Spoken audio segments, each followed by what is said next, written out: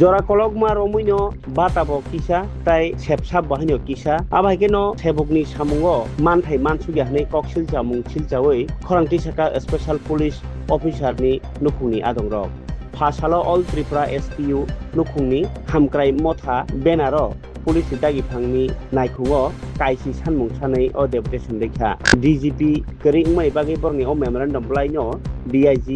headquarter of thangai rilekha borni sanmurogni bisingo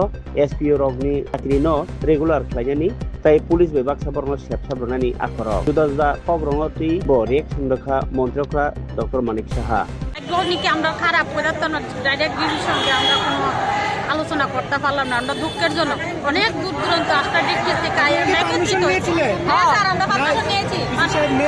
আমরা জানাচ্ছি যে আমরা তাহলে নিশ্চয়ই তো স্যারের ডিজি স্যারে জানে যে আমরা যে আজকে এখানে একত্রিত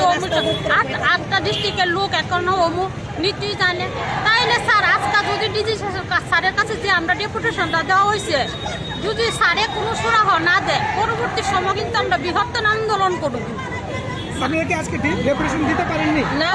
দিতে পারছি অন্য কোনো ডিজি সাহেবের বর্তমানে কেউ নেয়নি প্রথম স্যার তাদেরকে বলেছি যে এর জন্য প্রতি কয়েকজনকে কেউ বলে দায়িত্ব দিয়ে গেছে না এরকম তারা বলছে আর কি তাহলে স্যার আমরা পরবর্তী সময় কিন্তু আমরা রাস্তা ডিস্ট্রিক্টের লোক আমরা রাস্তা অবরোধ করুন স্যার তারপরে চিন্তা করেন স্যার 11,000 টাকা তার সংসার চলিনি 11,000 টাকা সংসার আমরা 8টা ডিস্ট্রিক্টের লোক একত্রিত হয়েছি আমরা কোনো দামই নাই আমরা কিন্তু মানুষ না স্যার তাহলে বোঝা যেতেছে আমরা তো স্যার খুব কষ্ট করে সংসারটা কিভাবে চলাই এরপরে আমরা 8টা ডিস্ট্রিক্টের লোক আমরা মহিলা যোগাযোগ করে স্যার আজকে এখানে হয়েছি এটা করুন স্যারের মানে এটা ভালো হয়েছে না স্যার এটা আমরা মনে খুব কষ্ট হয়েছে আর কষ্ট মানে আমরা খুব আগাতে স্যার আমরা তো স্যার গরিব মানুষ স্যার আমরা স্যারের ক্ষতি করতে পারছি না তো আমরা স্যারের কাছে ভিক্ষা চাইছি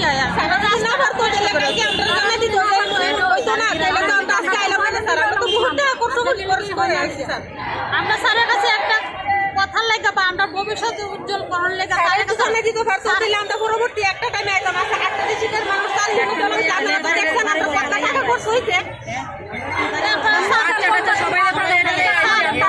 আবার অনুরোধ দিদি স্যার যদি এই ডেপুটেশনের কোনো সুরাহ না দেয় তাহলে আমরা রাস্তা অবরোধ করুন আর অন্য ধরনের ফ্যামিলি থেকে আমরা 10 দফা দাবি নিয়ে আসছি 10 দফা দাবি হলো এসপিওদের চাকরি নিয়মিত করতে হবে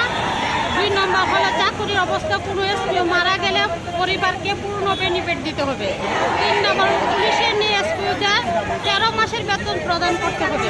4 নম্বর হলো পুলিশের নিয়ে এসপিওদের ইন্স্যুরেন্স বেনিফিট দিতে হবে 5 নম্বর হলো পুলিশের নিয়ে এসপিওদের মেডিকেল অ্যালাউন্স দিতে হবে 6 নম্বর পুলিশের এসপিওদের ড্রেস অ্যালাউন্স দিতে হবে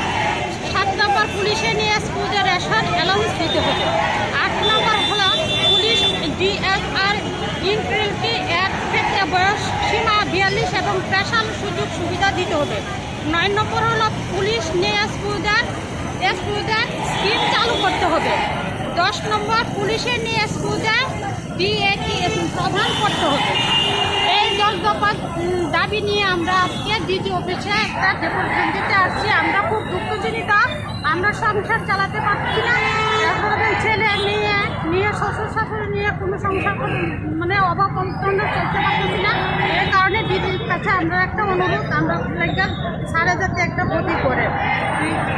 এই কারণে আমরা এখানে আজকে পর্যন্ত উপস্থিত হচ্ছি